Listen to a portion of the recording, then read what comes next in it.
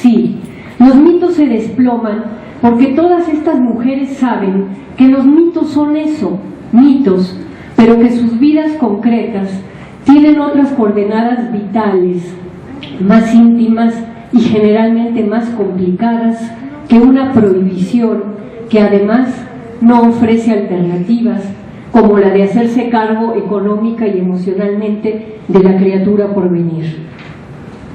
Los mitos se erosionan cuando se hacen rectificaciones a partir de la verdad y las mentiras quedan exhibidas en su patética mezquindad. No es cierto que un óvulo fecundado sea una persona. No es cierto que la Iglesia excomulgue automáticamente. Como ha dicho Católicas por el Derecho a Decidir, el Código Canónico acepta excluyentes y atenuantes. No es posible, como señala el Colegio de Bioética, que un embrión sienta dolor, pues no tiene todavía desarrollado el sistema nervioso. No es cierto que todas las mujeres que abortan queden traumadas. Tal vez algunas sí, pero a la mayoría se le quita un peso de encima. No es cierto que todos los mexicanos estén en contra de la despenalización. Ahí están las encuestas, muchas hechas por Population Council, por GIRE, que reiteran una y otra vez que más de 3/4 partes de la población considera que el aborto es una decisión que compete a las mujeres y no al Estado ni a la Iglesia. Todos esos mitos son puras mentiras. Y aunque ya se sabe, hay que repetirlo de nuevo. El mitómano mayor en este tema es la jerarquía de la Iglesia Católica. Así como la perspectiva histórica deja ver el dilema de otra manera, el compromiso ético nos obliga a confrontar al adversario en su inmovilidad dogmática. Los mitos a los que se aferra la jerarquía eclesial la alejan cada vez más a su feligresía, pues sigue machacando la jerarquía. Ten todos los hijos que Dios te mande, o el aborto es un crimen. Un signo ominoso de lo que aqueja a la jerarquía católica es su falta de contacto con la sociedad. Además, una institución que aspira, y por supuesto que está en todo su derecho, a difundir sus creencias en la esfera pública, debe mantener una conducta congruente. Voto de castidad implica abstenerse no solo de cometer los delitos de pederastia que han ocupado los titulares de los diarios en los últimos tiempos, sino también voto de castidad implica abstenerse de sobar a los monaguillos o de masturbarse con videos pornográficos. Lo más relevante que ha ocurrido en estos años es la pérdida de credibilidad de la Iglesia Católica. Y es impresionante la incapacidad del Papa y de los obispos para advertir que con sus absurdas y criminales prohibiciones en materia de sexualidad y reproducción están cavando su propia tumba. Una sociedad democrática, y no hay que cansarse de repetirlo, debe permitir que todas las creencias comparezcan en la esfera pública. En ese sentido, la Iglesia Católica tiene derecho a plantear sus opiniones, pero para estar a la altura tanto de su mandato evangélico como de las reglas democráticas, la jerarquía no debe de mentir y debe de hacer mayores esfuerzos de racionalidad, por ejemplo, reconociendo los hechos científicos. Carlos Monsiváis decía que en el terreno cultural la derecha solo ha cosechado fracasos sucesivos, pues el cambio civilizatorio de la modernidad es imparable. Por eso, en este tiempo de desplomes mitológicos, fracasará también la intención conservadora que impulsó las 16 reformas diseñadas a modo de blindar a ese mismo número de entidades federativas de una despenalización como la del Distrito Federal. Proteger la vida y despenalizar el aborto no son excluyentes. Todos los países que tienen despenalizado el aborto tienen esa protección garantizada en sus constituciones, pero hacen una ponderación de los derechos de la mujer y del embrión.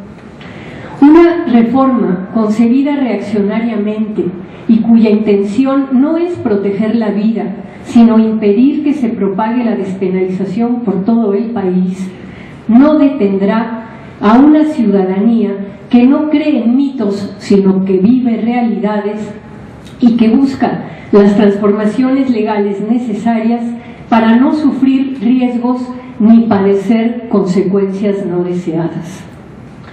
Estamos en el siglo XXI y la ciencia ha desarrollado métodos para poner a los seres humanos al abrigo de las perturbaciones reproductivas derivadas de la irreductible y maravillosa pulsión sexual.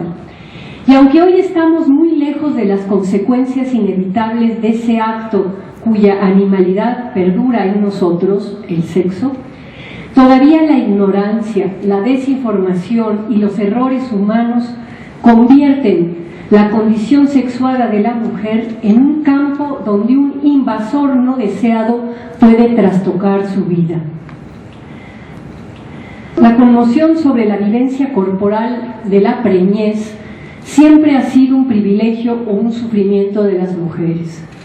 Con la primera menstruación irrumpe en el cuerpo femenino el primer riesgo de embarazo. Cuando no desea quedar embarazada, la mujer enfrenta el peligro en el goce sexual y cada 28 días espera angustiada que su particular cronómetro biológico le anuncie la liberación o le presagie el conflicto. Esta condición sexuada, que antes se vivía como inexorable, hoy los anticonceptivos y la educación sexual han hecho que atenúe la angustia que generaba el constante riesgo de un embarazo. La distinta sexuación de mujeres y hombres ha producido una lógica cultural que hoy llamamos género. Durante siglos, la cultura, que es dominio y distanciamiento de la naturaleza, estuvo a cargo de los varones, mientras que, por sus procesos reproductivos, a las mujeres se las consideró insertas en la naturaleza y su diferencia sexual fue simbolizada como un enigma. Pero hoy en día ha cambiado el sentido de la interpretación de la diferencia sexual y varones ilustrados como Luigi Ferrajoli hablan de que es necesario reconocer la diferencia sexual como una realidad que implica también, jurídicamente hablando, una garantía, la garantía sexuada. Este jurista italiano sostiene que, cito, la prohibición del aborto equivale a una obligación, la de convertirse en madre, soportar un embarazo, parir, criar un hijo, cierro. Por lo tanto, para subsanar las discriminaciones producidas por la diferencia sexual, entre las que destaca la instrumentación de las mujeres como medio de reproducción, Ferrajoli propone la elaboración y puesta al punto de una garantía sexuada que justifica tratamientos diferenciados en todas las ocasiones en que un tratamiento igual penaliza al sexo femenino. Cito, la diferencia sexual debe traducirse en derecho desigual o, si se quiere, sexuado. Termina la cita. Para Ferrajoli, la existencia de un derecho fundamental que corresponde exclusivamente a las mujeres, como el de la maternidad voluntaria, y la instauración de nuevas y específicas garantías sexuadas no son suficientes para poner en crisis el valor del principio de igualdad ni para estar fuera de ese paradigma, del paradigma de la igualdad, que es la gran discusión del feminismo, de que como seres humanos somos iguales, como sexos somos diferentes y que podemos exigir al mismo tiempo igualdad y reconocimiento de nuestra diferencia.